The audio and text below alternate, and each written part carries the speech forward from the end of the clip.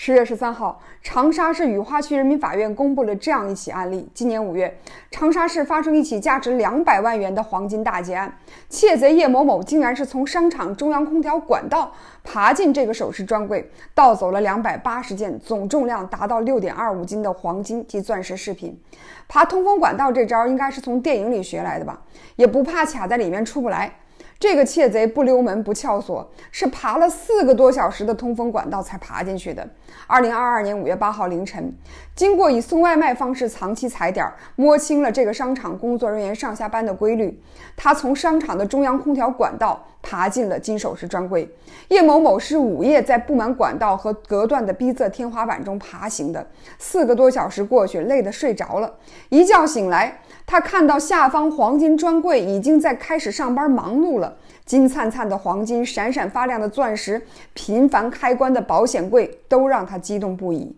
他一直就这么趴在天花板上，紧紧盯着柜台人员的操作流程，直到晚上10点，当天上班结束了，叶某某还继续盯着专柜的人员把黄金、珠玉、钻石逐一盘点存放到保险柜，下班离开了。当天晚上的10点半，商场空无一人了，他就开始实施疯狂的黄金大劫案。他拔掉了珠宝展区的监控线缆，从通风管道潜入黄金专柜，复盘了所偷窥的营业员操作的流程，打开了保险柜门，大把的把手镯、项链、戒指塞满一个大大的手提袋，又按照流程把保险柜装好，钥匙复位，携带着几斤的黄金钻石袋，踩着保险柜飞快地爬上天花板，还把空调检修口盖板复原了，把珠宝区域的监控线重新插好了，原路4个小时顺着空调检修管道溜走了。您说有这份能力、耐力和方向感，还有这么好的记性，要是用来走正途、上战场、侦察敌情，我觉得那都是可以立功的。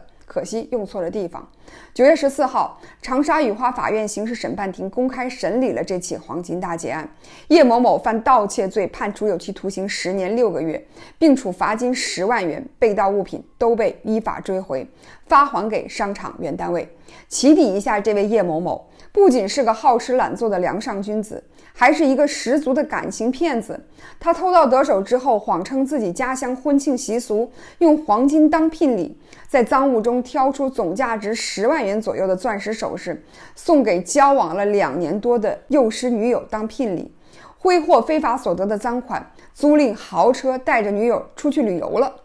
女友小白并没有怀疑这位男友暴富的反常，还带着首饰第一时间发了朋友圈炫耀。就这样，当这对情侣开着租来的豪车到达张家界，上一秒还在炫耀男友豪赠的钻石首饰，下一秒就被联网行动的公安机关戴上了手铐，车上200余件黄金钻石首饰都被当场扣押，小白也作为嫌疑人配合公安民警的系列调查。也是直到此时，小白才知道自己交往了2年的男友竟然是个有家庭有孩子的感情骗子。好在他对叶某的所作所为完全不知情，而且在感情方面还是一位被欺骗的受害者。调查清楚之后，小白洗脱了嫌疑。我们事后反观本案的叶某某，不失为一个聪明人，但先天的聪明如果不配合后天的道德修养，不懂得遵纪守法，这份聪明就会把人带上歪门邪道的深渊。君子爱财，取之有道，但不是梁上君子。